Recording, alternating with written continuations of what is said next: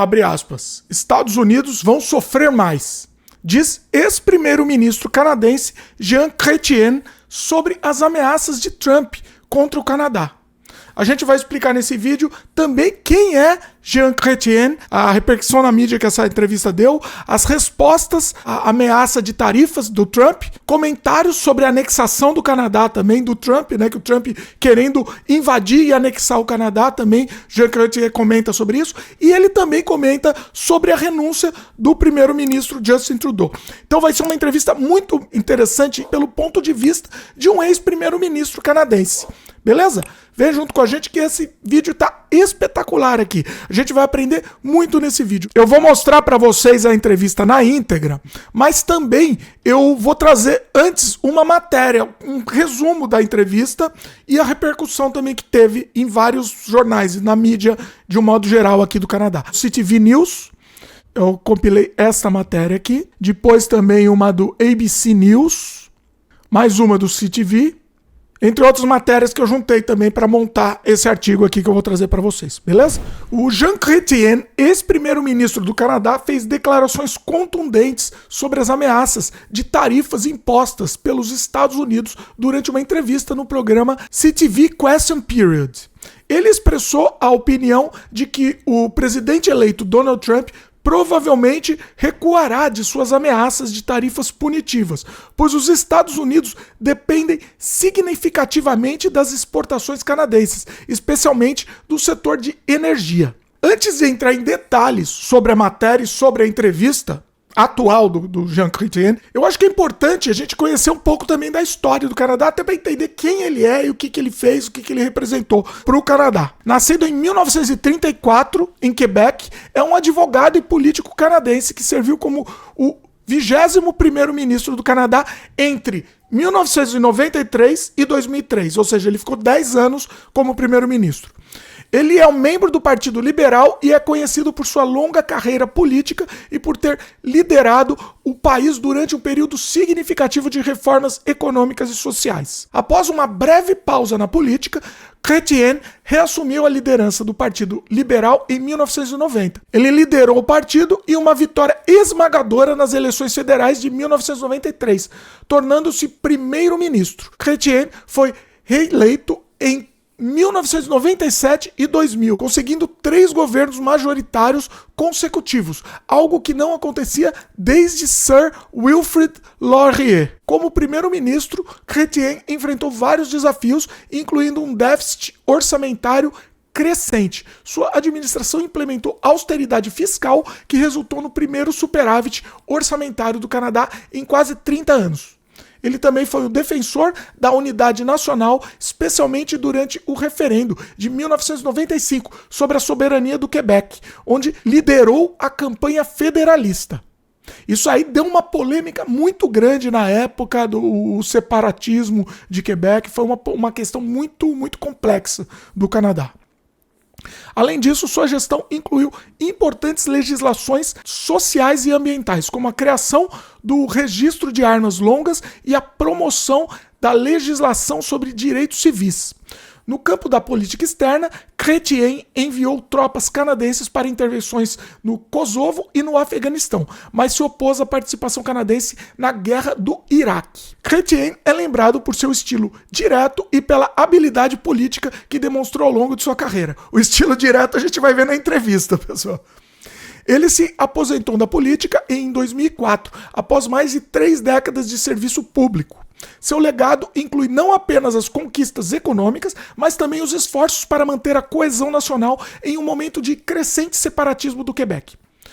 Muito bom. Temos aí o histórico do Chrétien. Inclusive, pesquisando para montar esse vídeo aqui, eu tive uma ideia, eu quero saber de vocês. Comentem se interessa. Fazer um breve relato sobre os principais primeiros ministros do Canadá e o que eles fizeram. O que vocês acham disso? Se vocês quiserem, a gente faz um vídeo. Mas vocês precisam engajar, pessoal. Precisa engajar e passar o vídeo pra frente. Aí a gente monta esse documentário aí que eu acho que vai ser importante. Beleza? Falamos do Chrétien novo, agora a gente vai pro Chrétien bem velhinho. Ele tá com mais de 90 anos e acabou de dar uma entrevista, deu uma entrevista hoje, sobre a situação atual política, tanto do Canadá quanto dos Estados Unidos, e ele foi bem contundente em várias coisas. Eu vou resumir aqui pra vocês, mas depois eu vou passar passar também a entrevista, beleza? Respostas à ameaça de tarifas. Chrétien destacou que as tarifas de 25% sobre todos os produtos importados do Canadá seriam prejudiciais não apenas para o Canadá, mas também para a economia dos Estados Unidos. Ele argumentou que a dependência dos Estados Unidos da eletricidade canadense tornaria essa medida impraticável, mencionando que, se ele, Trump, quiser que cortemos a eletricidade, terá que subir a Trump Tower com velas. A entrevista também abordou as recentes observações de Trump sobre a possibilidade de anexar o Canadá como o Estado 51 dos Estados Unidos. Chrétien respondeu com firmeza, afirmando que tais comentários são insultos à soberania canadense e que os canadenses jamais aceitariam tal proposta. Ele enfatizou o orgulho da nação em sua independência e criticou a retórica expansionista de Trump. Além das questões comerciais e diplomáticas, Chrétien também comentou sobre a situação política interna do Canadá, incluindo a recente decisão do primeiro-ministro Justin Trudeau de se afastar do cargo. Ele sugeriu que o Partido Liberal deve retornar ao centro radical, ele usou esse termo, para melhorar suas perspectivas eleitorais. As declarações de Jean Chrétien geraram um debate significativo na mídia canadense e internacional sobre as relações entre Canadá e Estados Unidos, sua defesa da soberania canadense e crítica à retórica agressiva de Trump foram amplamente divulgadas, refletindo sua preocupação com as implicações econômicas e políticas das ameaças comerciais. A repercussão dessas declarações destaca a importância das relações bilaterais entre os dois países e o impacto potencial das políticas do novo governo dos Estados Unidos. Tá aí um resumo da entrevista, mas ele foi muito a fundo em vários assuntos e eu recomendo que vocês assistam, com legenda em português. Muita gente fala assim, eu prefiro que traduza com AI. Para mim eu acho uma coisa tão impessoal, tão estranha isso, mas eu queria a opinião de mais gente. Alguns comentaram isso. Quando você mostrar uma entrevista em inglês, traduz. Comenta aí, todo mundo, eu gostaria que vocês comentassem. Vocês preferiam que traduzisse ou que mostrasse a entrevista em inglês mesmo, com a legenda em português? E muita gente fala, eu não consigo acompanhar a legenda. Essa legenda você tem que ler na linha de baixo, tá, pessoal? A linha de baixo que é a linha sincronizada com o que a pessoa tá falando. Então fica a dica aí. Acho que facilita bastante para quem não consegue acompanhar. Mas vamos para essa entrevista muito contundente. O Jean Chrétien, ele não tem papas na língua e ele fala o que tá pensando. Com mais de 90 anos de idade, ele tem uma lucidez inacreditável. Eu gostaria de chegar aos 90 anos com metade da lucidez dele, eu já estaria feliz. Vamos ver a entrevista.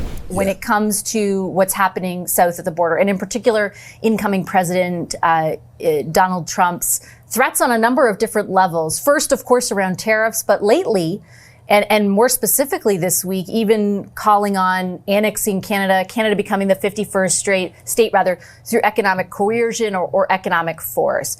What has been going through your head as you watch him make those comments? You know, it's not new that the Americans look at Canada. We even had a war in 1812, and we burned the White House. So, you know, I don't take that seriously, because I don't think it will happen. It's not in the interest of America not to have a good neighbor like Canada north. And for Mr. Trump, he does not realize that if Canada had been part of the US a few weeks ago, he would have never become president because the Canadians would not have voted for him. And he would have lost clearly the Congress because there's only 2 or 3 seats. Canadians are not right-wingers a la Trump. You know, the Canadians love our values, they love our mentality, they love the kind of society we have, a much more generous, tolerant society, and we don't have ghettos like they have, and that type of problem they have. We have less poor, and of course less rich than they have, and Canadians are very proud. And I read not long ago, there was a poll taken around the globe, and Canada is still the best destination. They were asking the people, if you are to start again your life, where would you like to do that? And the majority were for Canada, way ahead of America. So aside from him talking about us as a state or annexation, he has made a very specific threat about imposing 25% tariffs, a blanket tariff on all Canadian imports. If you were, you served not only as Prime Minister, but Finance Minister.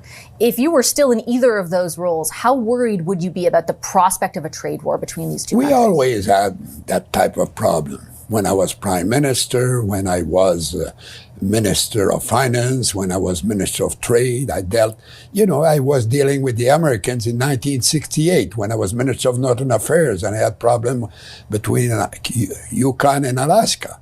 So, there is always some problems. We always resolve them easily. And, apparently he said this morning that he does not need our electricity. Fine. If he wants us to cut off the electricity, he will have to walk up the Trump Tower with candles to go to his office, because the state of New York rely a lot on electricity coming from Canada, mainly from Hydro-Quebec. So it's not realistic. He loves to be in the news, and the news give him a lot of space. But the reality is the reality. And my view is I'm not losing sleep over that, because they will probably suffer much more than we'll do if we have that type of war. You think that's true? Oh, yes. My understanding is that, even in those visits to Mar-a-Lago, for example, what the people around Trump in his administration have communicated to our federal government is, yes, both sides will hurt in a trade war, but their belief is that Canada's economy will be more impacted. And I think economists have said that as well. They're not to say the contrary when they want to negotiate. Mm-hmm. But I know that, we're in a better position because what they buy from us, they really need it. We can go elsewhere than Florida if we want. We can get orange juice and a lot of products from other nations. But the electricity is not coming by truck or pipeline. And the type of oil they buy from Alberta, if they don't buy it from Alberta, they will have to buy it from Venezuela because it's a special type of oil they buy mostly from us. And they cannot replace it by something else. And it is all our oil in their calculation is part of the security of supply in their security rules.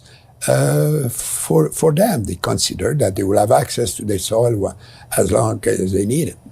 So taking into account what you've said so far, how do you think the Canadian government and politicians really at all levels of all parties, what do you think the response should be like to navigate through this? So far so good. We're not losing our cool. I remember when I said no to the war in Iraq, everybody were excited. I remained calm, and nothing happened. There is no retaliation at all, as I said, because what they're buying from us, they need it. And for me, it's, it is, so far, Prime Minister spoke. He spoke in United States at CNN, and he made it clear that Canada is not for sale, and Canadians are proud to be Canadian, and we don't want to become Americans.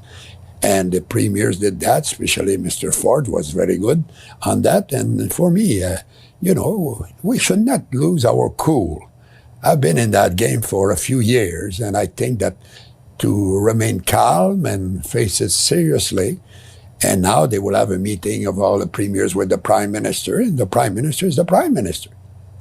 I had myself announced that I was not to run anymore when I said no to the war in Iraq. And they took me seriously because not a soldier went there. So you don't think our positioning or his positioning even is weakened by the fact that he's, as of March 9th or so, not going to be there? A Prime Minister can die tomorrow. And Canada will keep going. So for me, I'm not too excited about it. I mentioned Prime Minister Trudeau and his positioning right now. There's only a small group of people in this country who know what it's like to figure out when is the right time to go.